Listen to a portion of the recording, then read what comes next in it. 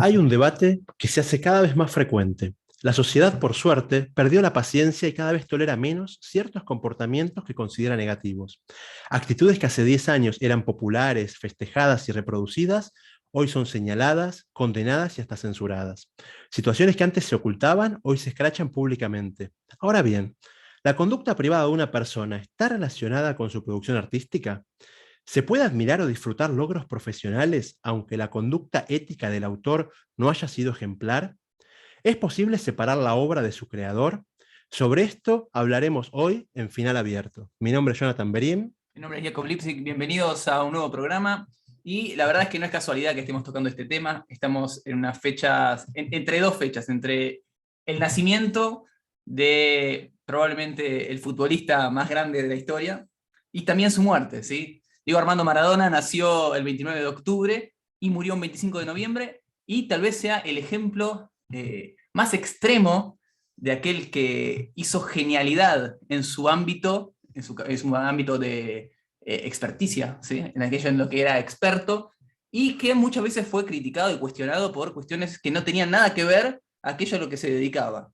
Eh, Déjame ilustrarlo con un caso. Me acuerdo que estaba en un colectivo acá en Jerusalén, cuando me llamó mi esposa y me dijo: ¿no sabes quién se murió? ¿O quién? Maradona. Yo me quedé en silencio, estaba en el colectivo.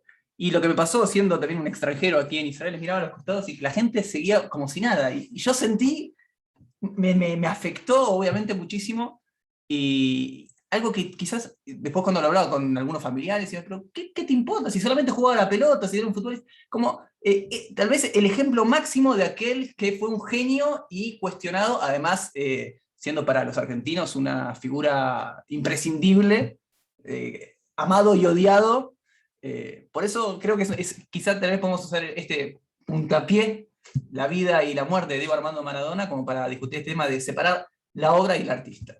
Así es, así es. Y sobre esto, yo creo que lo primero que hay que hacer como introducción es que el análisis tiene que ser intelectual y racional. Si uno se va a poner a tomar en cuenta la variable emocional, la palabra afectiva, sentimientos, es imposible hacer la separación porque una persona desde lo sentimental ve todo junto. Ha pasado acá en Jerusalén, en Jerusalén, que el famoso músico argentino israelí Barenboim trató de tocar Wagner. Vino acá en el año 81, 81, no, perdón, en el 2001, y él pidió permiso especialmente para tocar una obra de Wagner. Se armó un debate nacional, parlamentario, opinaron los políticos, el alcalde opinó, el presidente del momento, que era Moshe Katsav, le dijeron que no, le bajaron el pulgar. Wagner, perdón, interrumpo. Wagner, un compositor alemán muy relacionado con el nazismo, ¿sí? Tal cual. Wagner tiene sus... primero que en su ideología, él de hecho llegó a hacer un libro que se llama Los judíos y la música, donde destila antisemitismo por todos lados. Hay revisionismo histórico también sobre su actitud contra los judíos, por sus afectos judíos que sí tenía, pero de hecho termina planteando hasta el exterminio de los judíos, y muchos lo toman su filosofía como la base posterior después del nazismo y de Hitler. No solo eso, los nazis usaban a Wagner en los campos de concentración, entonces la gente estaba siendo ejecutada o siendo torturada con Wagner. Incluso hubo campos donde la forma de tortura para evitar el sueño era poner conciertos de Wagner. O sea, más sentimental no se puede llegar al punto. Y bueno, cuando Barenboim lo quiso tocar acá, se le prohibió, se le dijo que no lo hace, terminó el concierto y pidió el micrófono y preguntó a la sala si lo dejaban agregar algo de Wagner en el concierto. Se armó un escándalo, había gente ahí todavía de sobrevivientes de la Shoah, que se pararon y se levantaron y se fueron, empezaron a gritar fascista, nazi, un montón de descargos contra él. Se armó un revuelo muy grande que llegó a la prensa internacional, y en ese aspecto puntualmente yo lo veo muy vinculado a lo sentimental. O sea, una persona que está sentada en un teatro de Jerusalén unos 60 años después del Holocausto, habiendo sufrido lo que sufrió, escuchando a Wagner de fondo, volver a escuchar Wagner ya está fuera de cualquier análisis racional. Estamos hablando de un análisis emocional que es completamente respetable. Esta persona le revive el dolor, es como tirarle sal a la herida, así que se entiende la parte emocional que no puede hacer esta dicotomía y separar. Por eso es que nuestro análisis tiene que empezar después de esto, hablando de algo racional por completo. Sí. Tal vez la pregunta sea: ¿por qué le exigimos a un artista que tenga una vida privada ejemplar? ¿Desde dónde uno puede exprimir, desde dónde está parado uno para, quizá uno ni siquiera la tiene, una vida privada ejemplar, pero ¿de dónde nace esto de exigirle a un artista que tenga una vida ejemplar? ¿Con qué derecho? Es decir, vamos a hablar, supongamos, uno ve a un pintor. Hace poco también se cumplieron años de, no sé si el nacimiento, de la muerte, del nacimiento seguramente de Picasso. Y empezaron a hablar de Pablo Picasso, pintor, que trataba mal a las mujeres, que no tenía una buena relación con su familia, como si eso afectara o no el tipo de cuadro que Picasso hizo o dejó de hacer. ¿Cómo puede ser, o cómo entendemos esto de exigirle al artista que sea un tipo ejemplar, un tipo modelo? Sí. Se puede entender quizás cuando hablas de una persona que su marco de creación está asociada con la ética, por ejemplo. Un profesor de Ya ética, saltaste. sí, un rabino, una persona Claro. que de repente tiene que dar un ejemplo en su vida cotidiana de una cierto nivel de ejemplar, o por lo menos una persona que aspira al bien. Todos tenemos instintos y todos a veces, mucha gente, todos metemos la pata y tropezamos. Pero bueno, ¿hasta qué punto cuando vemos hablando de un futbolista o de un artista vamos a meterle la misma vara quizás que a un profesor de ética? E incluso un profesor de ética, quizás el tipo intelectualmente hablando y de su desarrollo sobre los libros de la ética es genial, y después en su vida personal está completamente separado. Ahora, eso tiene que ver con la coherencia. ¿Por qué lo planteo? Porque me parece que hay dos tipos, al menos así pensaba, hay dos tipos de vínculos entre el artista y la obra. Es decir, cuando la vida del artista choca de manera directa con su obra, o cuando la vida del artista no tiene nada que ver con su obra. ¿A qué me refiero? Puedo dar el ejemplo, por ejemplo, de un rabino o alguien que tiene que ser un ejemplo modelo. Supongamos, ¿qué ocurriría cuando un deportista hace trampa en el deporte? Bueno, ahí entiendo criticar al deportista, ¿sí? Porque lo que hizo en su vida, supongamos que vamos a dar un ejemplo de un deportista que se droga. Bueno, si se droga para tener beneficio en el deporte, es un tramposo, entonces me parecería bien cuestionar su actitud deportiva. Ahora, un deportista que tenga una doble vida, ¿sí? Que éticamente puedo estar en desacuerdo, no lo hace, creo yo, ni mejor ni peor futbolista. Esa sí creo que es De la hecho, discusión. O por ejemplo, un escritor que comete plagio. Bueno, entiendo que le cuestionen la obra siempre. bueno, de hecho, Maradona mismo, una vez, creo que se entrevistándose a sí mismo en uno de los programas que hizo de televisión, Ajá. ya retirado del fútbol, él hablaba, hablando de la droga y blanqueando el tema, en público, ¿no? Porque hay que ver qué estaba pensando realmente, que se estaba guionado, pero llega a decir en un momento que si él con la droga tuvo ventaja deportiva, y él dijo, yo con la droga di ventaja a los demás, Claro. porque de su obra y su creación y su maravilla deportiva quizás fue muy previo a su adicción con la cocaína o con la efedrina después en el Mundial del 94. Me parece que Jorge Lanata, el periodista Jorge Lanata, había dicho una frase que me encantó, creo que es de él. Maradona, no fue Maradona gracias a las drogas, fue Maradona a pesar de las drogas. Eso, tal cual. Pero volviendo un poco al tema, creo que el exigirle al artista o al ídolo que tenga una vida ejemplar parte de la base de que no tenemos modelos de vida ejemplar. Entonces, a todo aquel que se destaque por algo, inmediatamente le exigimos que sea modelo para todo. Eso en realidad es, me parece un problema nuestro, más por así decirlo, del consumidor. ¿Qué pasa con nosotros? Que no encontramos referentes éticos y entonces al primer ídolo que encontramos le damos toda la carga, bueno, que no solamente tiene que ser el ídolo deportivo, también tiene que ser un modelo de padre, también tiene que ser un modelo de hermano, etcétera, etcétera. Es más, me acuerdo cuando había surgido Manu Ginóbili, ¿sí? Basquetbolista argentino, también muy exitoso, nunca faltaba la comparación. Y bueno, y además, mirá, qué tipo de ejemplar en comparación con Maradona, como si esa fuera la discusión. ¿Qué tiene que ver una cosa con la otra? Sí, tal cual. Es verdad, porque, bueno, tenemos que meter también el concepto del ídolo, porque la gente crea ese personaje de ídolo, como decís vos, quizás es porque le está faltando algo, porque quiere admirar a una persona, y ya lo copia en su totalidad. Y ahí quizás es otro punto rojo para el tema de separar la obra del artista. Vemos de repente que un jugador de fútbol es un gran jugador de fútbol, y después vas a un shopping y ves a todos los jóvenes con el mismo corte de pelo que el jugador de fútbol. O sea, vos no vas a ser un jugador de fútbol bueno porque te cortes como se corta el pelo Ronaldo. O sea, o porque copies ciertos aspectos que no son los futbolísticos.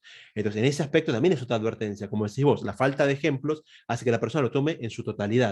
Entonces, ya no separa en absoluto obra, artista, ya está. Si es buen jugador de fútbol y quiero ser como él, me corto el pelo como él, me hago los tatuajes que se hizo de él y copio la vida en su totalidad. Y en ese caso, viendo esta conducta, no sé si aceptada, pero común, Entonces de repente dice, bueno, pará, entonces si este hombre va a ser ejemplo de todo, que sea perfecto en todo. Claro. Y quizás de ahí surge esa crítica social. Ahora, por el momento me parece que los dos estamos yendo hacia un lado de que de inclinarlos más hacia separar tal vez la obra del artista. Salvo en los puntos que dijimos, claro, emocional e idolatrado. Cuando el chico va a idolatrar por completo, tenemos un punto rojo. No, y además habíamos dicho cuando tiene que ver con algo ético.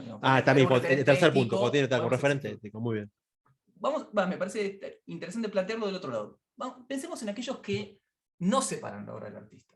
Como vos decís, mira, al final este futbolista, este músico, este actor, lo que fuera, ve que la gente lo considera como un ídolo. ¿No existe tal vez cierta responsabilidad en aquel que sabe que está influenciando a mucha gente de controlarse? Por más que pueda ser injusto el peso que la sociedad le pone al ídolo. Bueno, en algún punto tal vez uno tiene que ser consciente de cómo afecta al resto. Tal vez, digo, tengo para abrir un poco el juego para el otro lado. Sí, quizás esa censura, como decimos, esa censura social surge de esto, de una exigencia de, bueno, escúchame, hacete cargo del puesto al que llegaste. Claro. Llegaste porque sos un gran cantante, llegaste porque sos un gran escritor, llegaste porque haces lindos cuadros. Pero una vez que llegaste y vamos a pedirte de vos el máximo para que hagas eco en tus seguidores, en la gente que te va a admirar y va a copiar todo lo que haces. Claro. De hecho, este planteo surgió cuando uno de los grandes músicos de Estados Unidos, Ray Charles, era adicto a la heroína. Sí, como muchos de su época. Como muchos de su época, tal cual, era algo muy común. Y de repente, gente cercana de su entorno murió de sobredosis. Y él decía, es algo mío, es algo personal. O sea, si yo consumo esto es porque tengo mis traumas, tengo que escapar de mis problemas y será algo aislado de mi música. Escuchen mi música y sepárenlo. Pero cuando él se dio cuenta que afectaba a su entorno y le tocó una muerte cercana, él dijo, bueno, no, yo también tengo que cambiar. Entonces está afectando no solamente a lo que yo pensaba que era algo personal, que me cortará mi vida o mi salud, sino que está afectando a los demás. Entonces ahí tomó conciencia y fue que empezó el tratamiento de rehabilitación de la heroína. Bueno, ahora, quiero preguntar a ver qué opinás vos. En realidad, ¿se podría, hipotéticamente, esto que estamos planteando, cortar la obra, aislar la obra del artista? Imaginemos si hubiéramos visto, siguiendo el ejemplo que estamos hablando, de Diego Armando Maradona, los partidos de Maradona, sin este personaje que conllevaba esa cuestión de ser como un ídolo popular. No creo que haya sido así en la práctica, pero siempre se presentaba como el defensor de los ideales del pueblo, sí, siempre el rebelde, el eterno rebelde contra la FIFA, contra el poder, supuestamente contra el poder de turno, etcétera, sí, etcétera. Tal vez, y esto lo abro para que veamos, tal vez si aisláramos la obra del artista, el artista mismo no hubiera sido tan grande. Es decir, te doy otro ejemplo. Dalí, Salvador Dalí, ¿sí? Un pintor que hizo de su autobombo, o más allá de sus capacidades artísticas, sí, no está discutiendo eso, pero digo, él creó un personaje a su alrededor que lo hizo mucho más grande, tal vez, que sus cuadros. Me parece que hay muchos que, gracias a que tienen cierta personalidad polémica, hacen que se conviertan en referentes más destacados. Sí, también lo vemos en un montón de músicos. Me acuerdo que había una entrevista a Noel Gallagher, guitarrista de Oasis. Él decía que muchas veces venía gente a los camarinos y demás, y dice, bueno, y nadie quiere ver a su estrella de rock tomando agua mineral. Casi como comido por el personaje de que, bueno, también tiene esa cuestión de rebeldía alimenta la obra misma. Seguro. Bueno, ahí va a depender de la capacidad. Mira, se puede ser quizás muy posmoderno, pero vos tenés tres factores. Tenés el autor, la obra y el receptor. Sí. Entonces, ¿cuántas obras hay? Va a haber cantidad de obras por cada receptor que la está viendo. Yo estuve en el Louvre y vi la Mona Lisa y dije, wow, un cuadro primero muy chiquito comparado con los que tiene alrededor en tamaño, y quizás un tipo que sabe de pintura va a decir que es uno de los más grandes cuadros de la historia de la humanidad, y por más que nació hoy y solo sabe de pintura y no sabe de historia de la pintura, va a valorar la obra por la obra que es. Y quizás una persona más ignorante de la cuestión del arte va a decir, es un cuadro chiquito, es un cuadro, viste que hay mucha gente, por eso voy por otro lado, que está demasiado lleno ese lugar. Entonces, ¿se puede separar la obra del artista? Y yo creo que sí, porque cada uno ve de la obra otra cosa. Entonces, es verdad que el contexto puede ayudar a favor o en contra, porque a veces conocer el contexto quizás social de una obra le da otro valor. Por ejemplo, volviendo a Maradona, tenemos el gol famoso que fue premiado por la FIFA como el gol más grande de la historia de los mundiales, Sí. el gol a los ingleses, que venía de 4 años después de la guerra de Malvinas, Claro. con todo un contexto que le da un valor, quizás especialmente al público argentino más que al resto, donde decís, esto era una guerra sin armas, donde Argentina ganó y dice, wow, fue la victoria sobre la persona que la entidad, o sea, el país, que tanto nos perjudicó, al punto tal que al cierre del relato, Víctor Hugo Morales, uno de los grandes relatores de fútbol, él dice que esto está... Sí, ex-relatores, él dice que esto está dedicado a todos los jóvenes que debían estar gritando la victoria y están enterrados, están bajo tierra. O sea, se metió de lleno en este tema, claro, que no se podía separar en ese momento. Quizás hoy con la retrospectiva podemos pues, separar el gol, verlo por separado y como dijo la FIFA, mira, es el gol más grande, no importa si fue a Inglaterra, si fue a Argentina, si fue después de la guerra o no, antes de la guerra. ¿Pero vos crees de verdad que es así? ¿Vos crees que es el gol contra los ingleses se puede aislar de eso? Es más, el relato de Víctor Hugo, que es fantástico, casi que me cuesta imaginarme el gol sin el relato. Como que vienen juntos, la épica de ese gol viene acompañado por el barrilete cósmico. Sí. ¿Sí? Tiene esa carga política. Ahí está, justamente, ese gol, que es un golazo, tiene carga política justamente por todo lo que acontecía detrás, con lo cual tal vez aislar la obra del artista no sería justo con la obra tampoco. Seguro, que no sea justo puede ser, o sea, injusticias puede haber. Ahora, a nivel racional, vos lo ves ese gol reproducido en 3D en una computadora, con camisetas rojas y verdes, sí. Este es un golazo. Claro. O sea, lo hiciste vos en el FIFA jugando el PC Fútbol, cualquier jueguito que uses de fútbol, y dices, uy, hice un golazo. Por más que sea, viste, Argentina, Inglaterra o quien sea. Entonces, la obra en sí es una gran obra, y después puede tener valor agregado, que sí que le da el contexto, el autor, el personaje que la hizo. ¿Me había contado un experimento? Ah, sí. Justamente lo que decís, hay un experimento de un personaje, Richard, siglo XX. Ajá. En un momento se planteó esta situación, profesor de literatura. Y dijo, quizás las obras valen por quien la firma y no por la obra en sí. Entonces, en su clase de literatura, hacía a los alumnos leer obras sin los autores. O sea, agarraban un poema, no sé, ponele Borges, pero no decía que fue Borges el que lo escribió. Léanlo y díganme qué opinan. Entonces, ahí sí le trataba a los alumnos. De hecho, se llamó los nuevos críticos, su forma de criticar, porque ya era completamente desconectada del autor. Era ver la obra en sí. Vamos a ver de qué se trata esta obra, independiente, como todo contexto y toda carga emocional, emotiva, histórica, y se dieron cuenta que realmente había obras que eran impresionantes, y quizás obras que no tanto, obras que eran llamativas porque las escribió tal persona o las pintó tal autor.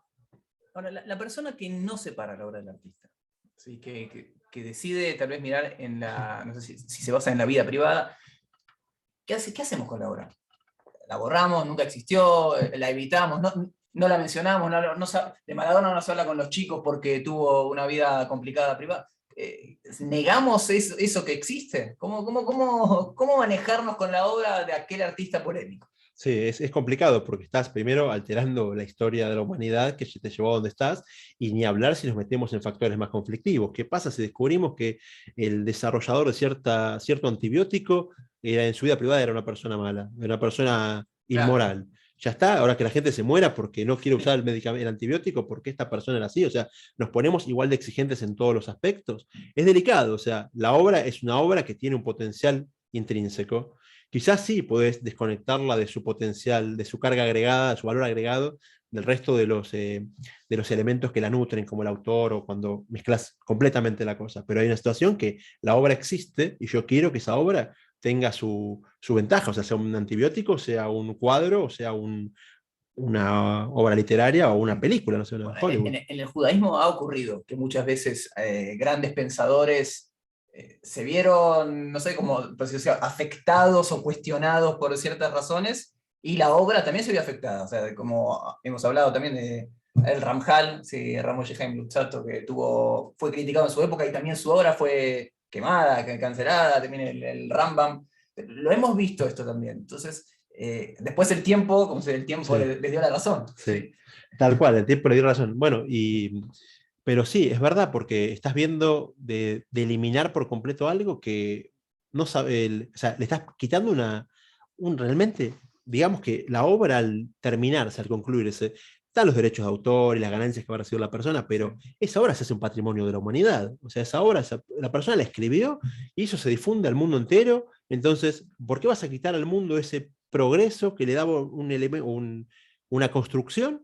Porque analizaste que la forma en que llegó, que se lo desarrolló, no fue del todo impoluta. Sí. Estamos entrando en el mundo de la cancelación. Sí, Sí. ¿lo hacemos o lo querés guardar para otro Yo creo que podemos dejarlo para otro podcast porque es un mundo muy importante, Ok, que también da mucho para hablar. sí. Y volviendo quizás a esto de la obra y el artista, volvemos un poquito al Talmud, que Sí. citémoslo, me parece interesante ver si en el Talmud, buscando ayer en el Talmud, dónde puede haber algo similar.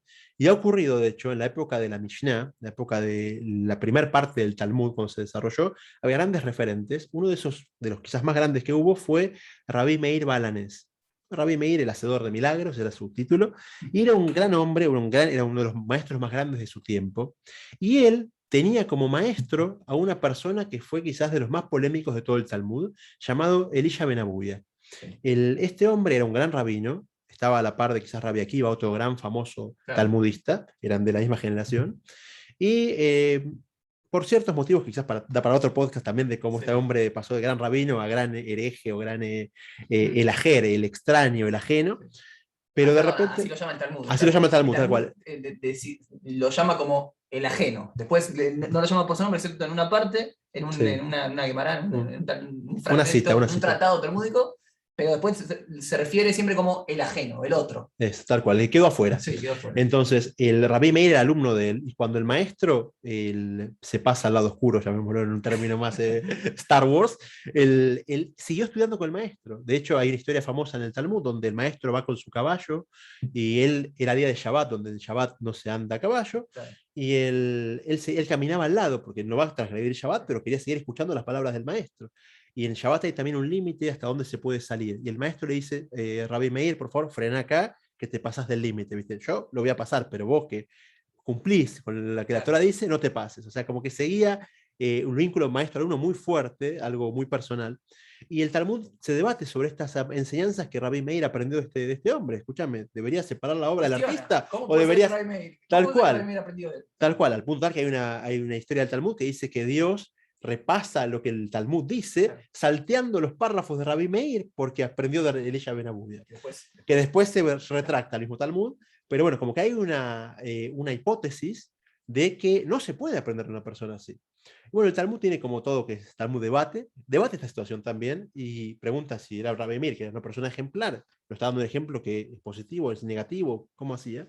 Y termina el Talmud como especie de una de las conclusiones es que también depende mucho de, como dijimos antes, que hay obra y hay el productor de la obra y el receptor. Acá lo mismo, depende mucho de quién es el receptor y qué capacidad tenés vos como receptor para agarrar las cosas buenas y descartar lo que no te parece correcto. El Talmud lo dice como que en la alegoría, que el Rabbi Meir agarraba el dátil, separaba el carozo y se comía la carne del fruto. Con lo cual hay que ser, o sea, uno tiene que tener esa capacidad, o al menos se apela a esa capacidad de lograr diferenciar de lo que uno puede sacar productivo, provechoso, y descartar lo no tan provechoso. Como dijo mismo Diego Armando Maradona en su despedida, la famosa frase, por favor. Dale, no, por favor. No, la pelota no se mancha. Sí. Que en realidad... Yo me equivoqué. Sí. Tal cual. Me equivoqué y pagué. Me equivoqué y pagué encima, sí. Pero la pelota no se mancha. Que entre paréntesis, tiene esa cuestión de Maradona con las frases maradonianas de sí. Profundizar. ¿Qué significa esto, no? Que separemos, casi como un pedido suena. Sí, separen mi vida privada del deporte porque no tiene nada que ver una cosa con la otra. Escuché en una entrevista que le decían a Maradona que César Luis Menotti, también amado y odiado por muchos, un director técnico de fútbol, le dijo que es la frase más hermosa que escuchó acerca del fútbol en toda su carrera. Que resume mucho eso, los futbolistas, cualquier artista tiene problemas, y también se da, tal vez en el arte, mucho más, la cuestión de adicciones o el escape de la cotidianidad. Pero la creación artística tendría que poder ser juzgada, tal vez, separándonos del artista mismo. Si Sí. la pelota no se mancha. Se puede también sentir como lo que hablamos antes, cuando cae todo ese peso sobre el artista, de quieren que sea ejemplar, quieren que sea perfecto. Yo no soy perfecto, y dice en palabras de él, pero puede ser cualquiera. Claro. No me lo pidan, o sea, yo soy bueno jugando a la pelota, miren mis goles, miren mi fútbol, y separen después todo el resto de cosas que hice, que te lo está pidiendo el mismo autor de la obra, ya no es una censura social que decidimos. Y el mismo autor te dice, por favor, sepáramelo, porque me estás pidiendo algo que no soy. Yo soy un gran guitarrista, yo no de ahí que ser profesor de ética en la facultad, quizás hay años luz. Bueno, perdón. Muchas veces, ¿qué pasa? A la gente conocida, viste que siempre existe la pregunta, ¿te llamaron alguna vez para hacer política? ¿Por qué? ¿Por qué? Porque el tipo toca bien la guitarra, va a ser un buen intendente, pero como estamos tan sedientos y hay una carencia total de ejemplos, de personas ejemplares, bueno, entonces, mira, esta persona atrae gente, no importa por qué lo que haga, pero vamos a traerlo para acá, y bueno, entonces nosotros mismos como público los ponemos en roles que no corresponden, no están a la altura de eso. Seguro. Se busca una persona que es buena quizás no sé, en modelaje, que opine de la ética del aborto o situaciones similares, como son referentes en su área, no lo trates de expandir, porque quizás una persona, quizás sea un gran intelectual y guitarrista, o sea, ha pasado, Brian May es un guitarrista de Queen y es un tipo que tiene un doctorado en astrofísica, pero preguntarle de guitarras y de astrofísica, no le preguntes de política internacional quizás sí, quizás lo sepa, pero no lo exijamos, o sea, no se lo pidamos, no carguemos a esta gente con un peso que quizás está fuera de todo lo que es, e incluso más, puede eso afectar la obra. Que terminás pidiendo tanto en todos los aspectos que terminás frustrando obras a futuro que quizás no puede hacer por la frustración, porque terminó, el caso que tenemos que terminar con su vida o situaciones similares donde me pidieron demasiado, ¿viste? Ya no va. Me gustaría recomendarle a los oyentes o a los que están viendo, no sé, los espectadores. Depende por qué medio lo reciben. Hay un cuento, me olvidé el nombre, quizás lo podemos buscar ahora, un cuento que escribió Sacheri. Hay posibilidad de buscarlo. Producción en vivo. Sí, acerca de Diego Armando Maradona. Es más, les diría que no lean el cuento, sino que lo escuchen. El periodista Alejandro Apo tenía un programa, una sección en la radio en la cual leía cuentos. Ahí está, el cuento se llama Me van a tener que disculpar. Lo recomiendo para cualquiera que escuchen la lectura de Alejandro Apo de ese cuento, que me parece que ilustra en muchos aspectos esto que estamos discutiendo, y aparte, en cuanto a literatura, es un cuento hermoso. Y bueno, después cuéntenos a ver qué les pareció. Se dejen en los comentarios todo lo que les pareció. Ahora hay que vender. Vos me enseñaste que hay que decirle a la gente que escuche, que comparte, etcétera, etcétera. Tal cual, así que después de compartir y contarle a los amigos, también aparte en los comentarios dejen sobre su opinión. Bueno, entonces, pero yo por acá... quizás queda un aspecto más, que es el tema del rédito económico. Hoy en día, por ejemplo, vos escuchás una canción en Spotify y le estás dando plata a ese artista que hizo la canción. Entonces quizás decís, ¿sabes qué? Es otro motivo quizás para explicar la otra postura. Yo no quiero escuchar a un artista así, porque no quiero que mi consumo, que se traduce en dinero después, vaya para los fondos de una persona que lo usa en drogas o que lo usa en otros elementos condenados socialmente, condenados moralmente. Entonces quizás también es otro aspecto, decir, bueno, yo quiero que mi dinero no se use para estas causas. También podríamos pensarlo así, como que es otro motivo más. Mira, no lo había pensado. Ya pensé que cerrábamos, pero abriste una puerta. A mí me pasa, o lo pienso en su momento, con Pink Floyd. Roger Waters. Tal cual. Habría que mencionarlo sí o sí. Roger Waters, que como analista político creo que es un gran compositor. Pero como compositor es un gran compositor, ¿sí? Seguro. Me cuesta... O sea, ya están todos comprados los discos, pero me gustaría imaginar si compraría los discos de Pink Floyd, y yo creo que sí, y yo me recomendaría comprarlos. ¿Sabes qué?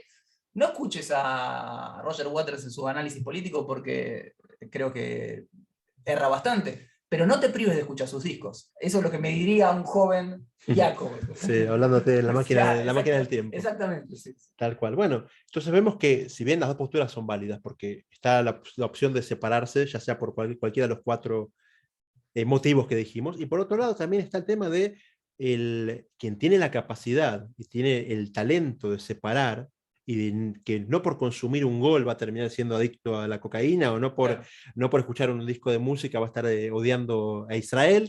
Entonces esa persona tiene esa capacidad, que es lo que el Talmud dice, una persona grande no en tamaño, sino grande en su talento personal para vivir, esa persona puede disfrutar de esas situaciones. Entonces, hay que entender a las dos posturas, no censurar al que se tiene que separar porque sabe que eso le va a hacer mal. Y por otro lado, entender también al que tiene la capacidad de separar el arte del artista, que me preguntas a mí, te digo que es lo más recomendable, porque si no te cerrás media humanidad, o medio desarrollo tecnológico, o media ciencia, Claro. porque no lo puedes asimilar.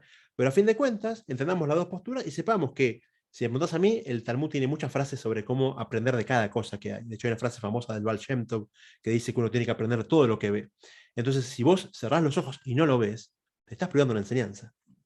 Entonces, creo que para terminar me parece Un lindo mensaje. un lindo mensaje. Bueno, gracias a todos por acompañarnos otra vez, otra oportunidad. Gracias por todo el feedback que Sí, recibimos. absolutamente. Bienvenido Críticas buenas, sea. críticas malas, siempre sean constructivas, son bien recibidas. Sí, así que bueno, muchas gracias y los esperamos en la Hasta la próxima. próxima.